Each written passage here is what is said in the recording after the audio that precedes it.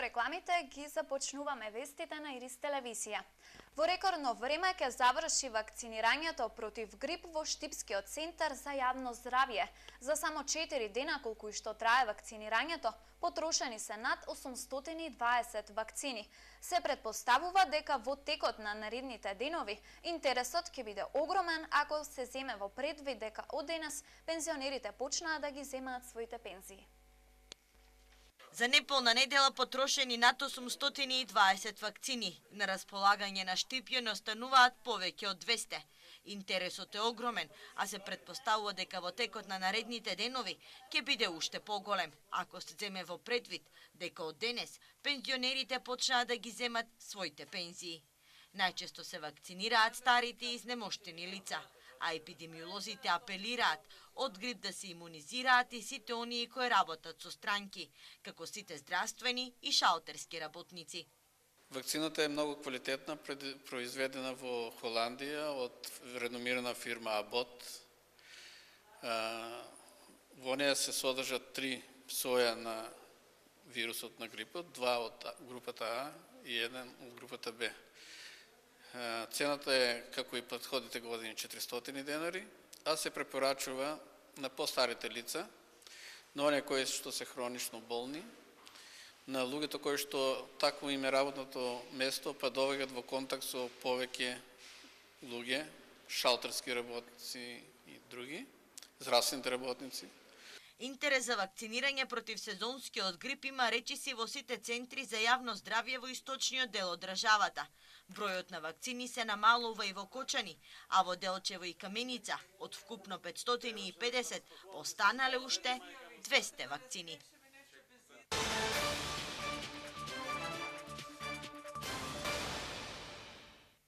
Со европски пари ќе се реконструира Домот на културата во Пробиштип, пошто во неја ќе се всели општинската администрација и едношалтерскиот систем, со цел подобра и поквалитетна услуга на граѓаните. Пробиштип ќе го реконструира Домот на културата со средства од програмата за меѓугранична соработка меѓу Македонија и Бугарија. Планирано е по реконструкцијата во овој објект да се всели општинската администрација. Градоначалникот Тони Тоневски изјави дека во проектот тие се партнери на општина Рила од Република Бугарија, а за реконструкција на објектот се обезбедени 158.000 евра. Со проектот се опфатени целосна реконструкција на кровот на оваа зграда, поставување на комплетно нови врати и прозорци и исто така изградба на фасада, енергетска ефикасна, со изолација, со што и исто така и сончеви колектори кои што ќе се користат за загревање на водата во зградата. Со овој проект ќе створиме предуслови за втората фаза, а тоа е внатрешно уредување. Овие средства ќе бидат обезбедени во наредниот буџет на општина Пробиштип. Откако ќе заврши реконструкцијата и уредувањето на канцелариите, општинската администрација од сите оделенија и едношалтерскиот систем ќе се всели во овој објект. Сега навистина имаме проблем со канцелариите кои што се во собственост на општината, се во 2 згради и во едната зграда се присутни и повеќе министерства, со што ја отежнуваме услугата која што ја нудиме кон граѓаните, односно ги шетаме од една во друга зграда, а овде е сосема соодветна зграда и во наредната година се надевам дека општина Пробиштип ќе биде преселена токму во оваа зграда. Вработените од Домот на културата ќе бидат сместени во новата зграда на киносалата, која, како што рече Тоневски, и нивната дејност одговара да бидат во овој објект. Се гледа крајот на завршните активности за уредување на коритото на река Отења во центарот на Штип. Општината не се откажува и од изградбата на платформата. Му се гледа крајот на завршното уредување на коритото на река Отиња во градското централно подрачје. Александар Југов, советник во кабинетот на градоначалникот на општина Штип, на денешната пресконференција истакна дека досега се уредени околу 1 километар и 800 метри од коритото на реката, а деновиве ќе почне уредувањето на коритото во долниот дел, односно во штипската населба Ново село, каде што Отиња се влева во реката Брегалница. Проектот влезе во завршна фаза, во координација со јавните предпријатија Стип и ЮНИСАР. Во наредните денови очекуваме проектот, односно кај да заврши изградбата кај изградбата на реката кај Стопанска банка, со што последната фаза останува уредување до ново село.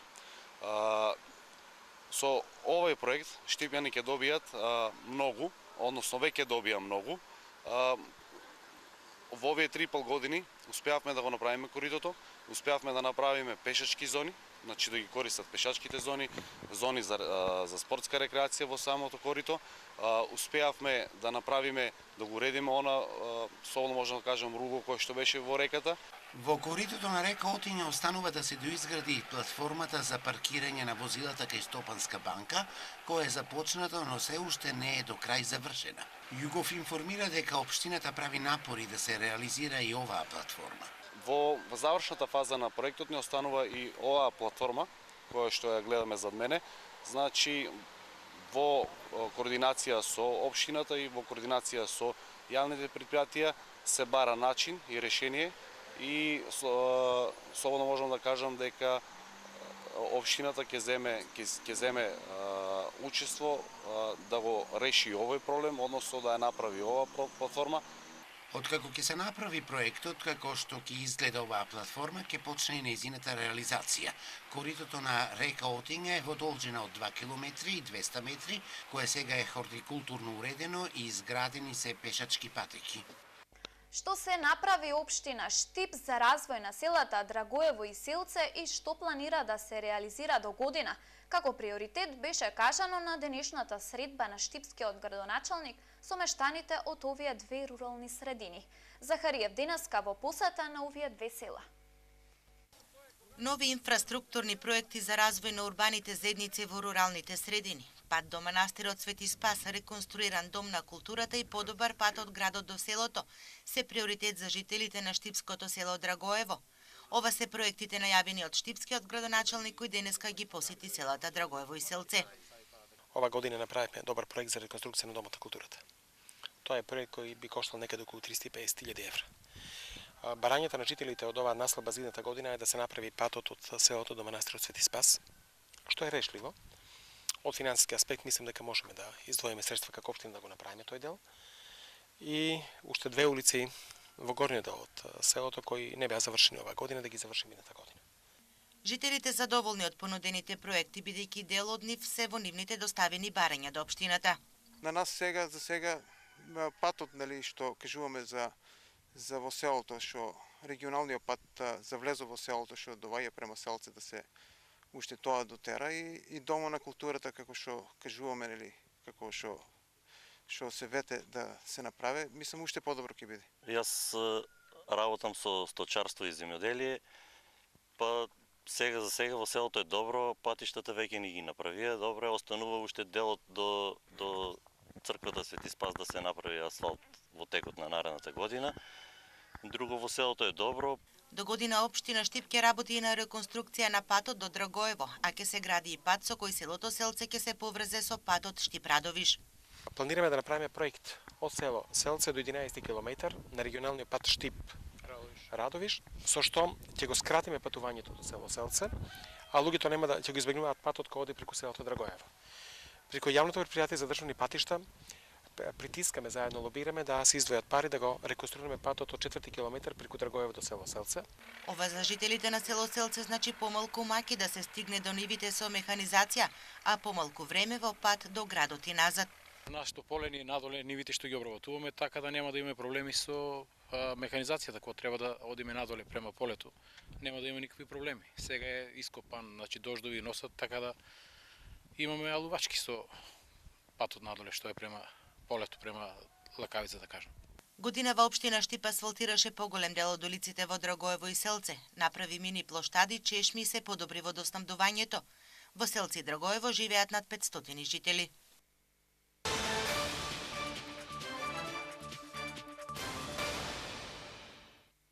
Државата треба да изготви стратегија со која ќе им се помогне, односно да им го олесни образованието на децата кои имаат дислекција. За жал во училиштата нема стручен и најчесто децата со дислекција ги третираат како мрзеливи. И покрај просечната и надпросечна интелигенција, некои деца имаат проблеми со читањето, но и не можат да го разберат тоа што го прочитале. Најчесто за нив се претпоставува дека се мрзеливи и незаинтересирани за училиште. Но овие деца се соочуваат со огромен проблем, а тоа е состојбата дислексија. За жал, образовниот систем не може да ги препознае, ниту пак да им помогне, тврдат од Сдруженијето за дислексија Ајнштајн. Македонија соодветен образовен систем прво за учениците со дислексија нема.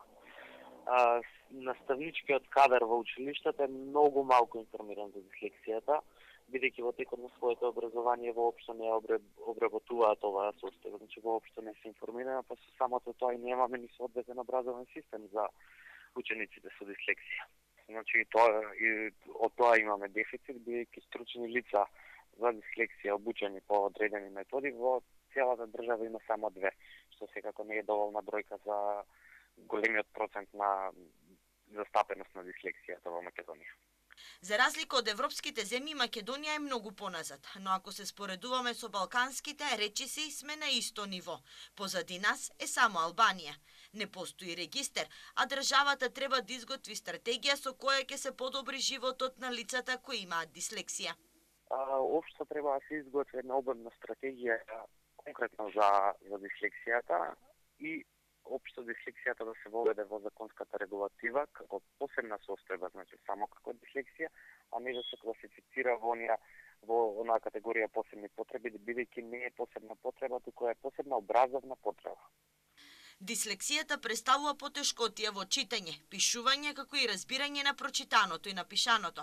Дислексијата во групата словенски јазици достигнува од 10 до 15%.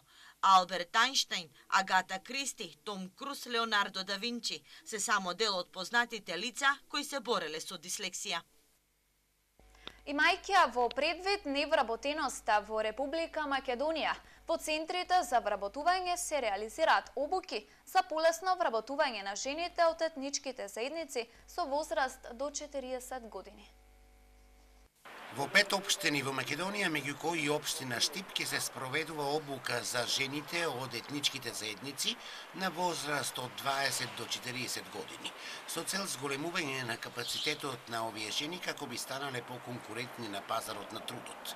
Имајќи во предвид големата невработеност во Македонија, посебно меѓу жените од етничките заедници, обуката е во рамките на проектот вклучување на жените од етничките заедници на пазарот на трудот. Целта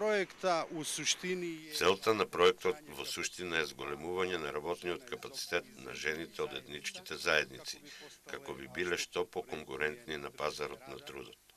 Проектот покрај обуќите опфаќа и норми за надминување на тоа дека жената е добра само во својот дом. Проектот користи модел кој е испробан во други балкански земји.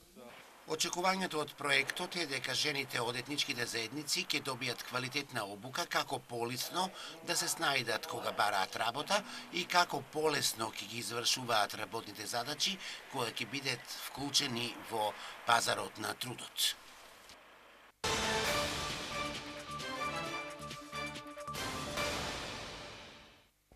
Трагикомедии, драми, комедии и детски филмови се на репертоарот на неделата на германскиот филм, кој почна од синоќа. Проекциите на германските филмови се секој ден од 20 часот. Почна на неделата на германскиот филм во Штип, синоќа во мултимедијалниот центар на Штипскиот универзитет Гоце Делчев со трагикомедијата Мед во главата свечено беше отворена неделата од страна на германската амбасада. Многу сме среќни што денес сме во Штип и ова е последна турнеја низ Македонија. Овде знам дека постојат многу луѓе кои го изучуваат германскиот и го познаваат јазикот. Со Штип вкупно има 10 градови каде ги прикажуваме филмовите. Многу сме благодарни што Универзитетот Гоце Делчев изминативе години е дел од овој проект. Филмовите можат да се проследат секоја вечер од 20 часот, а за најмладата публика на 3 ноември в среда во 17 часот ќе се прикажува детскиот филм Куќата на крокодилите. Националната установа Универзитетската библиотека Гоце Делчев Штип на 2 и 3 ноември организира втор есенски саем на книгата. Целта е доближување на книгата до читателите. организираме втора есенски саем на 2 и 3 ноември со почетот од 8 до 16 часот. На овој саем ќе бидат изложени книгите кои што се проект на владата на Република Македонија, значи во соработка со Министерството за култура, а кои ние имаме со одлука можеме да ги вршиме нивна продажба. Ќе бидат изложени 130 тома македонска книжевност и звезди на светската книжевност. Цените се 130 тома македонска книжевност 157 денари, додека звездите на светската книжевност се со различна цена, па ги покануваме граѓаните, значи во овие сончиви ноемвриски денови, во овој месец на книгата да дојдат во нашата библиотека и се надевам ќе си одберат добра книга.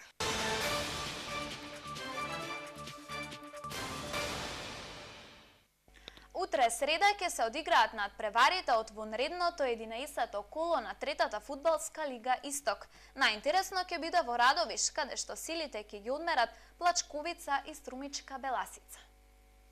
Во надпреварите од вонредното 11-то коло во рамките на третата фудбалска лига група Исток се среќаваат Кит Го Пехчево Овчеполе, Малеш Василево, Напредок Здраве Радово Рудар 1947, Слога 1934 Тиверија, Каменица Саса Работек Джумајлија и Плачковица Беласица. Сите надпревари ќе се одиграат во среда 2 ноември со почеток во 13 часот и 30 минути. Денес во 74-та година од животот почина Михаил Василев, председател на Сдруженијето на пензионери за Штип и Карвинци. Михаил Василев скоро целиот работен век го помина, работејќи во памучната индустрија македонка во Штип. На функцијата председател на пензионерите, Михаил Василев беше избран во 2011 година, минувајќи на неја во 2 мандати. Благодарение на неговата активност, пензионерите од вкупните 8 пензионерски клубови добија 4 клуба за пензионерско дружење, а од втората половина на 2014 година започи изградбата и на новиот пензионерски дом. Михаил Василев ја продолжи традицијата на неговите преходници во активното учество и организирање на многобројните културно-забавни и спортски надпревари овде во Штип и насекаде по Македонија.